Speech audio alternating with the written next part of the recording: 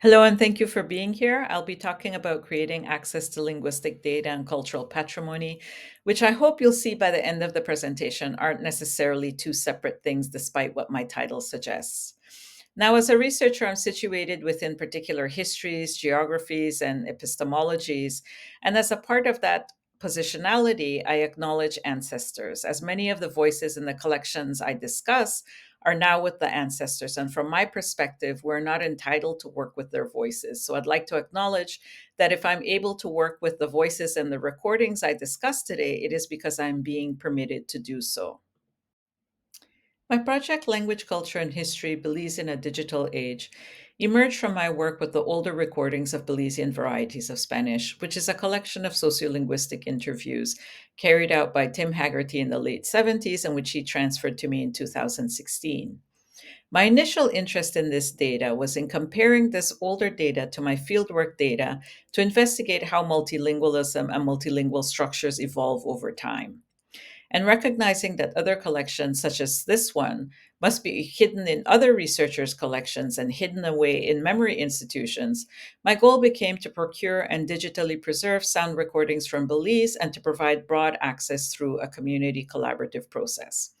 In addition, the older recordings of Belizean varieties of Spanish contain narratives of community life, of stories of Duende, La Llorona, and other spiritual beings, which led to a reimagining of these data as cultural patrimony.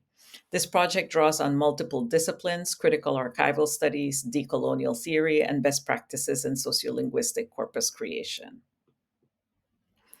This reimagining of linguistic data as cultural patrimony first shifted the focus to the afterlives of data, and then later has come to include archival materials as well, but it also made repatriation and restitution an imperative.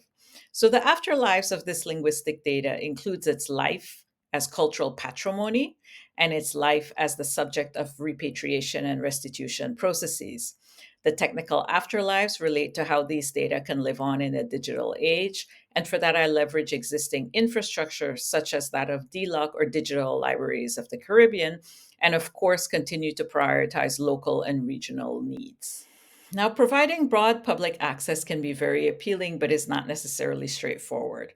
I'd like to illustrate that by looking at two factors: copyright and format, and looking at three different collections.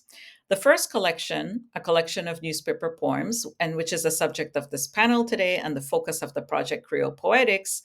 For the most part, the poems in this collection are in the public domain. They're over 100 years old, and the newspapers which contain these poems are available on microfilm on site at the Belize Archives and Record Services. But it does require sifting through newspapers in order to find those poems. Now, the Creole Poetics team has done that work, and a curated collection may be soon to come. The format is the one factor limiting access to local on site access. The Older Recordings of Belize Kriol is a collection deposited by Irvin Beck. It's a collection of songs and folklore, and it's still under copyright. So Irvin Beck and the other creators of these recordings are the holders of copyright. And so these recordings are only available on site, again, at the Belize Archives and Record Services.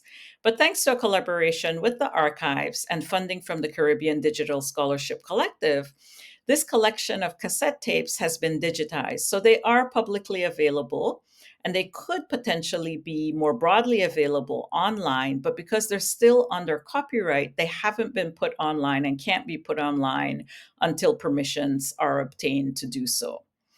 So in this case, it's the copyright that impacts access. Finally, the older recordings of Belizean varieties of Spanish are currently in my research collection, and I currently hold the copyright.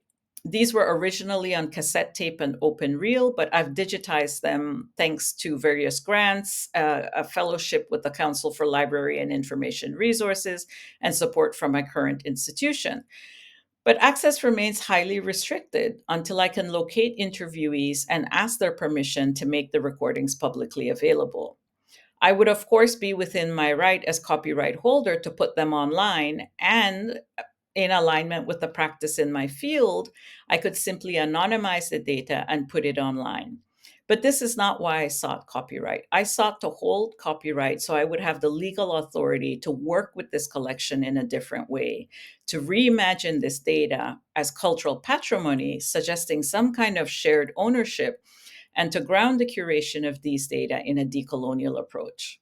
In addition, there's a new level of responsibility and concern given that once a collection is online and open access, it could be vulnerable to potential harvesting for training large language models or generating derivatives without community or interviewee consent. In addition to seeking permissions to create public access of these recordings, I seek to repatriate and restitute data through a community collaborative process. These concentric circles represent the interrelatedness and multifaceted nature of community. In the outer circles are regional institutions, local institutions, and toward the center are the speech community or the language community, and then individuals. Repatriation refers to the return of materials to its place of origin, generally to an institution or through an institution. But I consider returning materials to the region via digital libraries of the Caribbean as a repatriation to the region. Restitution, on the other hand, is the return of materials to individuals, in this case, the recordings, or to the communities where these recordings were made. And if those individuals are no longer available, then the return is to their families or to their next of kin. And so the work becomes around locating interviewees or locating their families. The repatriation piece will come a bit later once an institution is identified that is willing to accept the collection. For the restitution work, I partnered with the Institute for Social and Cultural Research in 2023 to locate interviewees and their families in Western Belize. And earlier this year, I partnered with the Institute for Social and Cultural Research again to locate interviewees and their families in Northern Belize. I also benefited from the support and knowledge of Ms. Zaidi Veos and Mr. Hugo Carillo, and I'm pictured here with Ms. Zaidi Veos in this picture.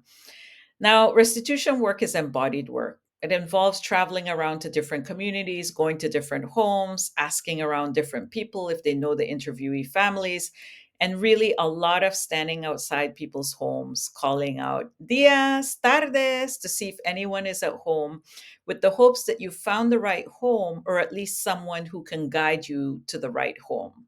Sometimes we had to make 3 or 4 stops until we found the right place. Now, in this work, there are two things that I was doing. One was getting permission to make the recordings public and returning a copy of the recording to the interviewee or to their next of kin.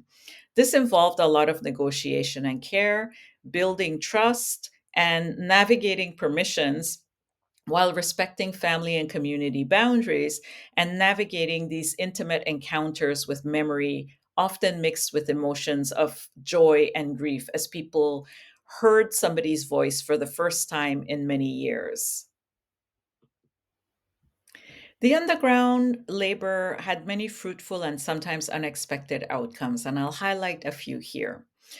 So, some of these outcomes included being able to finally put faces to the voices I'd heard many times on the recordings. Oftentimes, this was just through pictures provided by the next of kin because the interviewee had passed away already.